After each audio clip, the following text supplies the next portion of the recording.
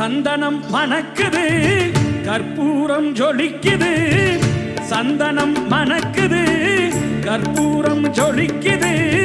கந்தகிரி கோயில் வந்தால் நன்மையெல்லாம் நடக்குது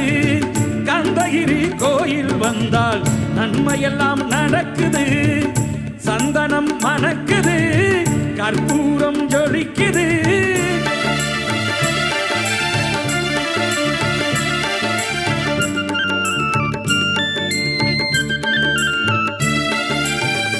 நித்தமும் பாலிலே